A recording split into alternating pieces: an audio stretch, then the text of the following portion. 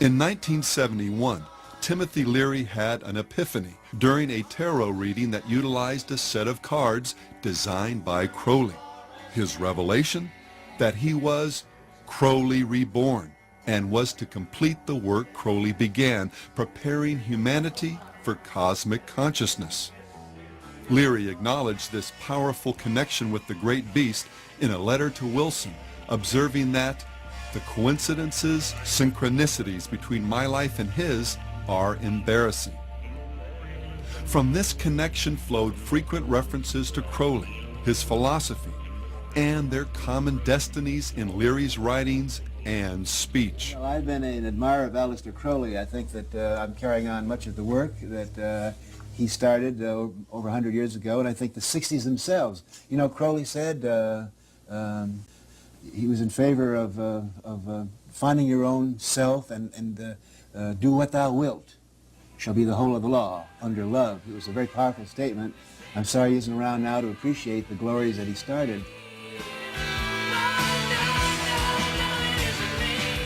The phrase, "do what thou wilt," was taken from the Book of the Law, Crowley's most renowned work and one whose composition is worth understanding in the context of our study. While visiting Egypt in 1904, Crowley's first wife, Rose, began going into spontaneous trances, muttering things like, "They are waiting for you," and "He who was waiting was Horus." Intrigued, Crowley and Rose went to visit the Cairo Museum. From a distance she spied a glass case and exclaimed, there he is." Upon inspection, the case did contain an image of Horus painted on a wooden stele. But what particularly stunned Crowley was its exhibit number, 666, his number, the number of the beast. Convinced now that something supernatural was happening, Crowley went back to his hotel and performed a ritual, summoning this higher power. Over 3 successive days, beginning on April 8th, the book was channeled through Crowley while in a trance. And the content of this revelation? "I am the snake that giveth knowledge," the Spirit said. "To worship me take wine and strange drugs, whereof I will tell my prophet."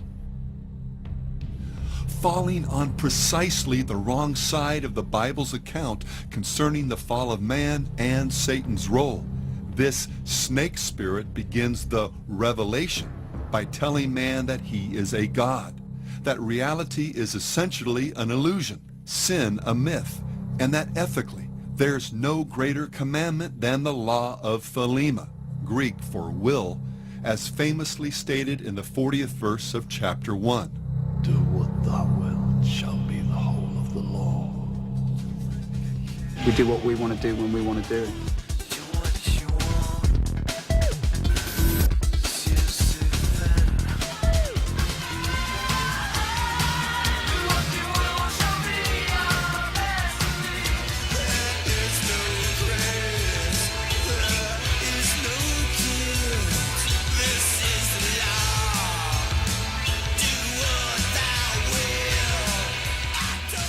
Well, today that same law has been written, spoken, or sung about by more contemporary artists than even Robert Anton Wilson would have imagined. John Lennon, Jim Morrison, the Black Crowes' Chris Robinson, and Marilyn Manson have all trotted it out in one form or another as words to live by. Harry Smith inserted it into the original handbook that came with his renowned Anthology of American Folk Music. It shows up in songs by Mudvayne,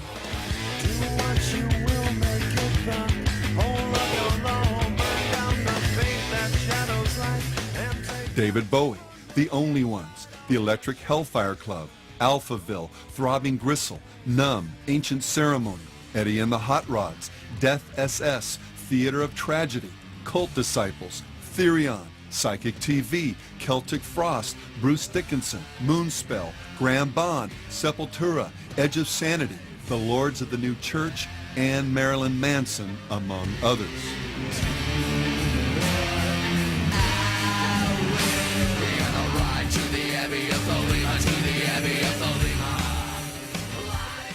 The band 311 not only uses Crowley's Law as a lyric, the bass player had it tattooed on his leg, as well as Crowley's Tree of Life design on his back. Punk band Unwritten Law had Crowley's Law written on their concert t-shirts. I'm closer to the golden dawn, immersed in Crowley's uniform of imagery. Among rock artists who have studied and embraced aspects of Crowley's magical system, Daryl Hall, Sting, Coil, and Killing Joke, among many others, could relate at some point in their careers to Bowie's comment, "My overriding interest was in Kabbalah and Crowleyism, the whole dark and rather fearsome netherworld of the wrong side of the brain."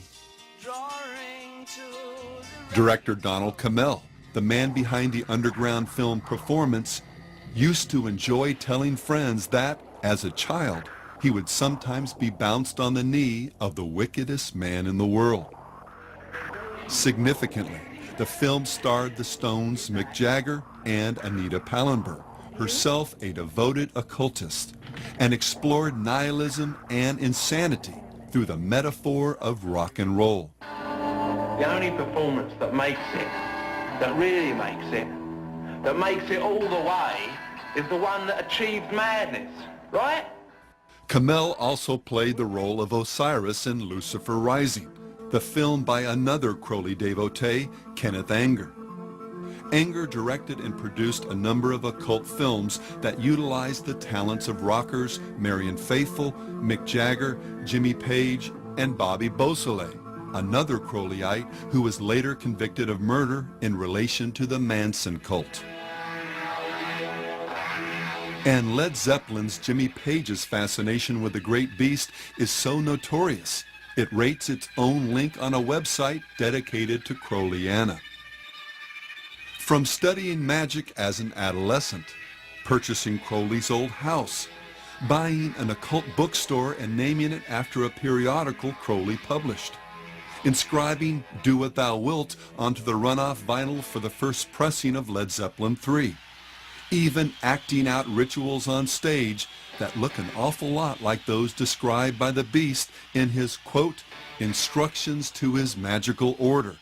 Page meant it when he said, "I've employed his system in my own day-to-day life." While few artists have shown the same level of dedication to Crowley's life and philosophy as Page, or the members of Coil, or any number of satanic metal bands, there's one sense in which Crowley's legacy has become central to the spirit of most of rock and roll. We'll discuss this in more detail in Part 8 of this series, but for now understand that his primary message was simply, find your true will and then do it. Thou hast no right but to do thy will. Do that, and no other shall say nay. Every man and every woman is a star. Which, when you boil it down, really means There is no God but man. this is not to say literally that there's no God. Satan knows there is, as do all men, if but just deep in their hearts. The crux of Crowley's demonic creed was just that each individual has no higher authority than their own will, that we are free to live life as we please. And this was the lie that the serpent hissed in the garden, and the deception that has become the siren chorus that floats through the world of popular music. Look into your heart, my friend. That will be the return to yourself. Don't care what people say. Just follow your own way. Don't give up and lose the chance. Well, listen carefully, because everything we've examined in this series has been leading up to this very point. The reason so many people reject the charge of Satan worship is because, as we saw earlier, they have a caricature of the devil and his religion in their minds. He's the horn-headed demon in red pajamas, and serving him, should he even exist, would involve sacrificing babies, drinking blood, or something else equally horrible or bizarre. In reality, though, following Satan is far more mundane and universal than most people realize or would care to admit.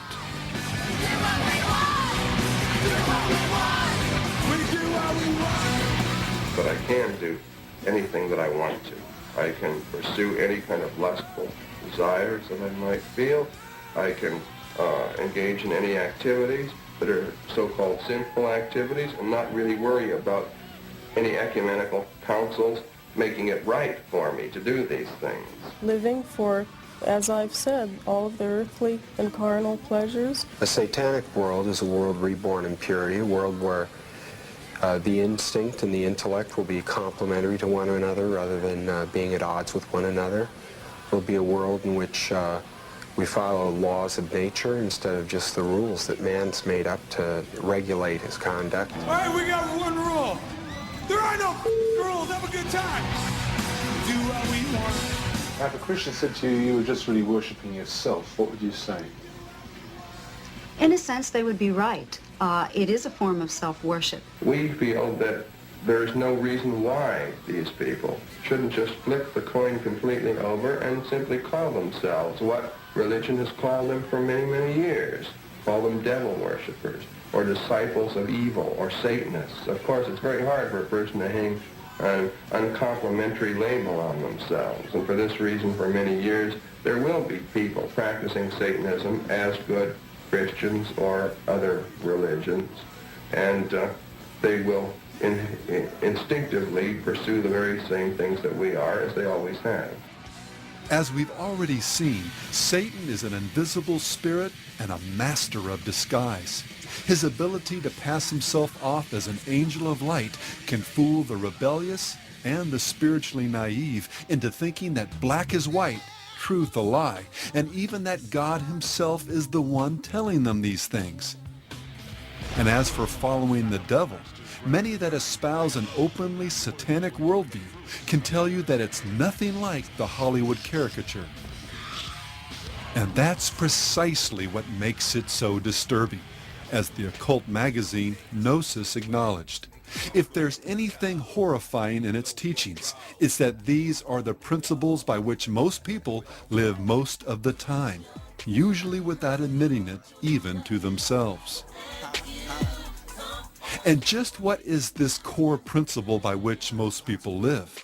Well, in a nutshell, do what you want.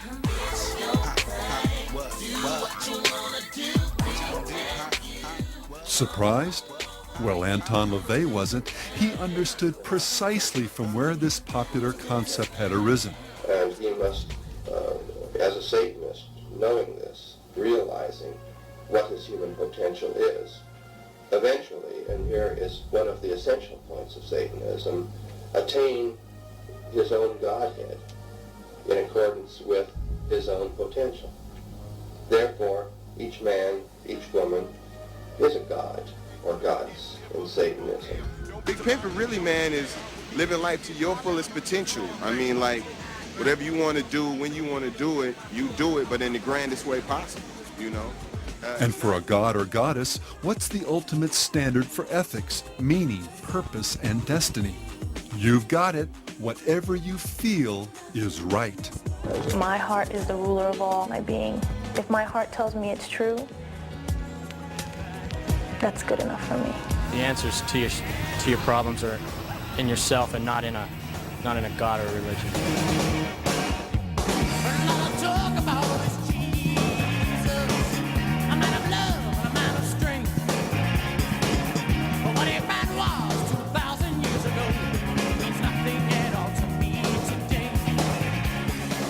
Marilyn Manson noted the universality of this satanic ethic when he observed, "The idea of Antichrist is an unspoken knowledge that every person has. It's just the acceptance of yourself as a powerful being who can make their own decisions. It's not someone with a 666 on their head." And Satanism is about worshiping yourself because you are responsible for your own good and evil. What would you define being a Satanist as? Worship of themselves. You're worshiping yourself when you worship Satan. Aleister Crowley stated it this way in his infamous Book of the Law: every man and every woman is a star or a god. And as we saw earlier, do what thou wilt shall be the whole of the law. I'm basically a free thinker. Whatever anybody wants to do, they can do whatever they want as long as it doesn't hurt other people. I live by myself, you know. I live by my own values and all that, morals. I set my own ways. How do you determine what those morals and values are? Well, I don't know. I just do what's right for myself. By declaring that each person should walk in their own light, discover and then do their true will, LaVey, Manson, and Crowley, along with Nietzsche and others, have simply been echoing the father of all lies, the one that goes back to the very dawn of human history. Then the serpent said to the woman, God knows that in the day you eat of it, your eyes will be open and you will be like God, knowing good and evil. Satanism, then, in its essence, is simply each person looking through his or her own eyes for meaning and direction. As our own god or goddess, we're free to do as we will. Theologically, this worldview can be reduced to a single precept found in the 4th chapter of the Book of Satan. Say unto thine own heart, I am mine own Redeemer. Or, to put it in more common terms, the, quote, triumphant strains, end quote, of a song that LaVey and his disciples viewed as one of the most satanic of the 20th century. I did it my way. For what is a man? What has he done? If not himself, then he has not. You say the words he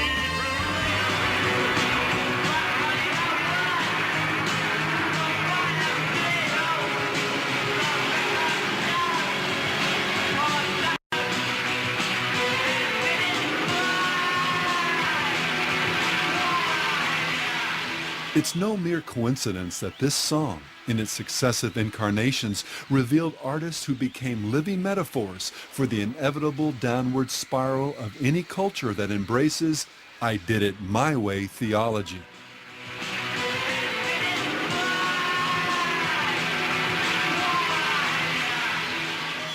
I did it my way, indeed. Of course, not every follower of the satanic law ends up dying, as did Elvis and Sid, of a drug overdose. Hell does have its trophies on this side of the grave.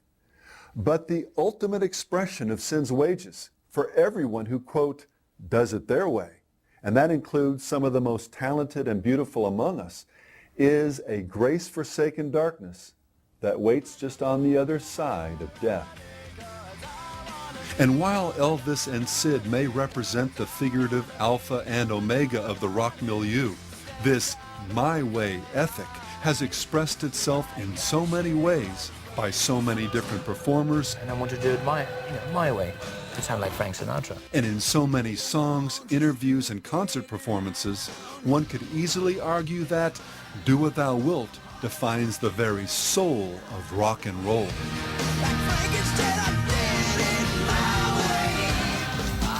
I'm free, do what I want, any old time. Do what you wanna do. Whatever you choose. It's my life, and I'll do what I want. It's my life, and I'll do what I want. Do what you wanna do. Do what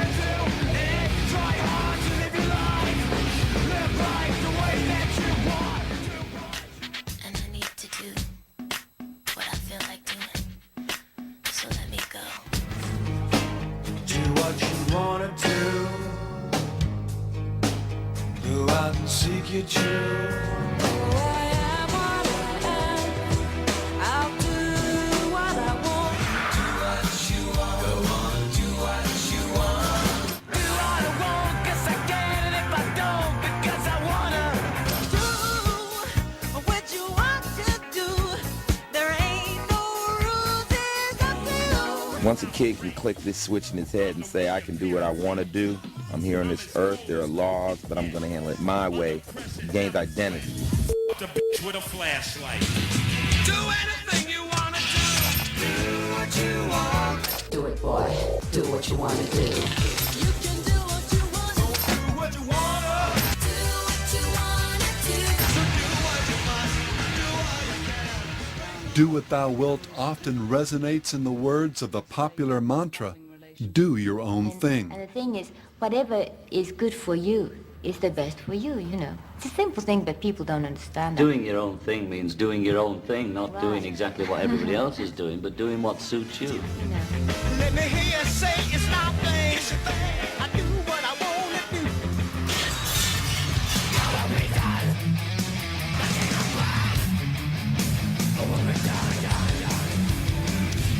We got our life to live the way we want to be. Just be yourself. Just be yourself. Life is ours, we live it our way.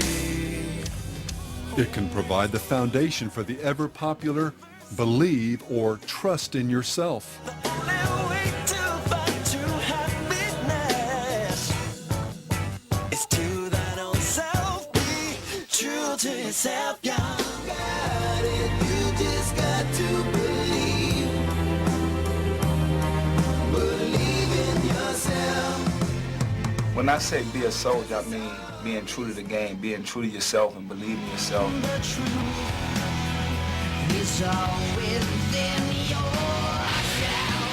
And the satanic law can find its most perfect and enticing expression in what has become one of our culture's most popular credos, follow or trust your heart. Trust your heart, let fate decide to guide these lives we see. Why second guess what feels so right? Just trust your heart and you'll see the light. True to your heart, you must be true to your heart. Trust your heart. Follow your heart. Oh, nothing else. I've come this far with the truth of the heart.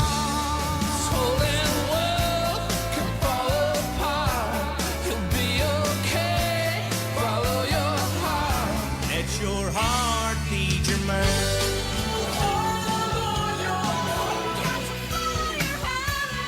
Trust your heart. Listen to your heart, hear what it says. Listen to your heart. Listen to your heart. Listen to your heart. Listen to your heart. The heart won't lie. To remind us to From always acceptance ourselves, speeches to follow our hearts. to Broadway musicals. Follow my heart. But to where? To wherever your heart tells you to go. To children's videos. When you follow your heart.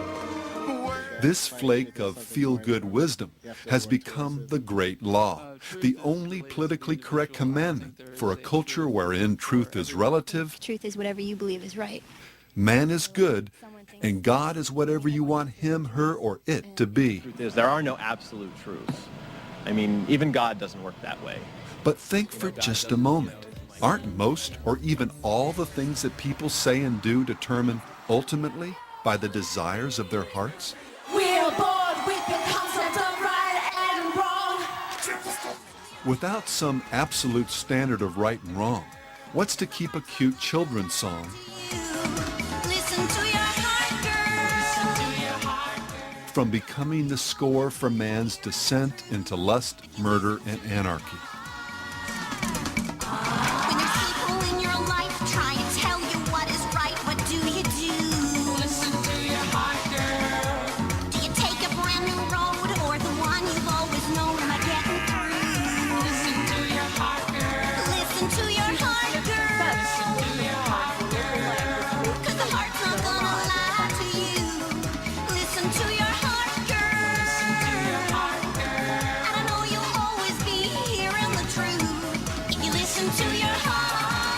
anything I want to you people at any time I want to.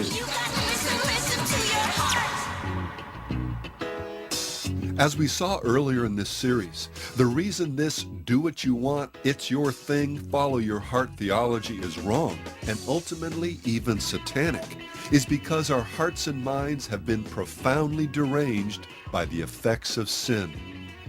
The heart of man is deceitful above all things and desperately wicked. Who can know it? Every way of a man is right in his own eyes. There's a way that seems right to a man, but its end is the way of death. Trust in the Lord with all your heart and lean not to your own understanding. And perhaps most direct of all, he who trusts in his own heart is a fool. From mankind's fall from grace to virtually every evil ideology that has blighted this travailing planet, ignoring our Creator's commands and doing instead what seems right in our own eyes and hearts, has been the fountain from which sin and its wages have flowed.